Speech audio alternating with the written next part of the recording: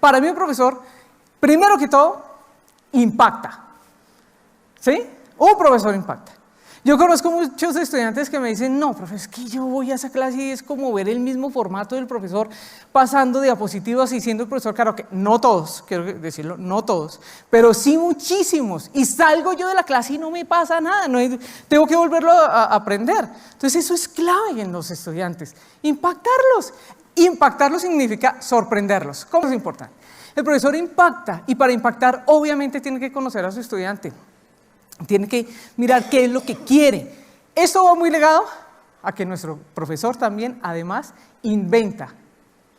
Y sí, nos toca salirnos del contexto, nos toca salirnos del contenido. No es el contenido, es cómo lo aprende el estudiante. Y para yo poder inventar algo y generar capacidad de asombro en el estudiante, tengo que sorprenderlo con inventos diferentes. La única forma realmente para que los estudiantes salgan de contexto, no se sientan en un mismo formato y vayan a aprender. ¡Innova! Y para innovar, lo primero que tenemos que conocer es a nuestro estudiante. ¿Quién es el estudiante? ¿Qué necesita? ¿Ah? ¿Quiénes son nuestros estudiantes? ¿Cómo están accediendo a la información? ¿Qué información necesitan?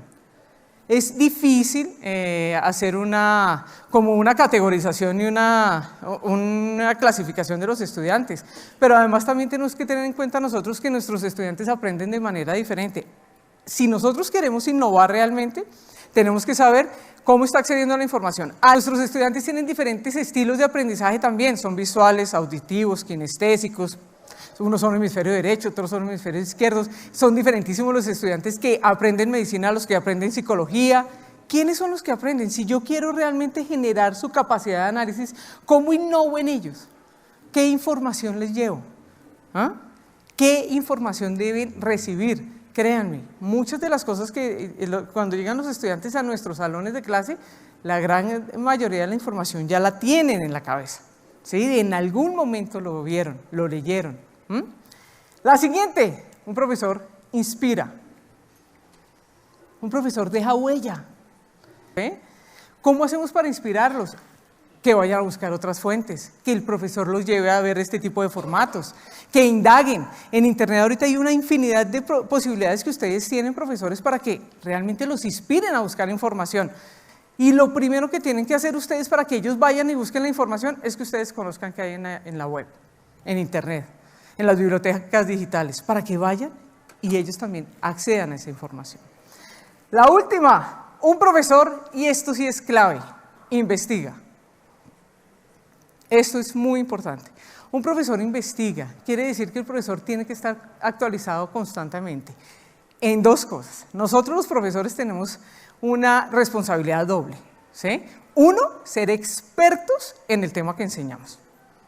Expertos, no nos pueden corchar. Claro, ahorita con la cantidad de información tenemos que hacer cosas para no dejarnos corchar.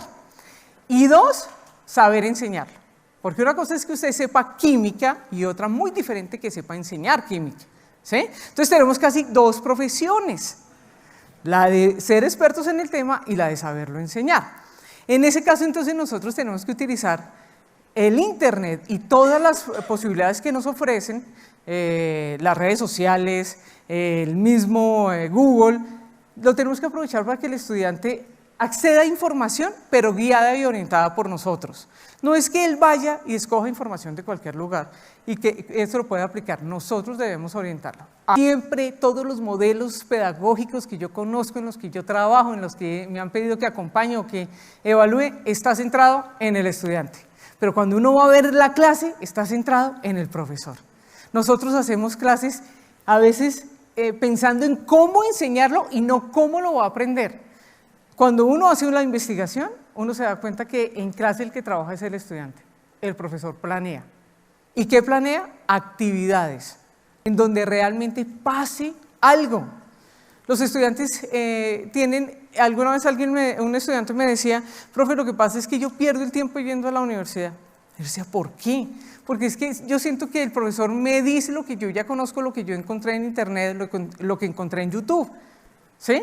Y yo decía, no es posible que nosotros los profesores no hagamos algo importante y es que ese momento de clase ese momento lo entendamos como un momento único e irrepetible. No va a volver a pasar. No se va a volver a dar. Si ustedes en la clase pretendían que el estudiante aprendiera 10 conceptos, y de los 10 conceptos lo que le hicieron fue contarle los 10 conceptos, pero no hicieron que lo aprendieran, se perdió la clase y se perdió el tiempo.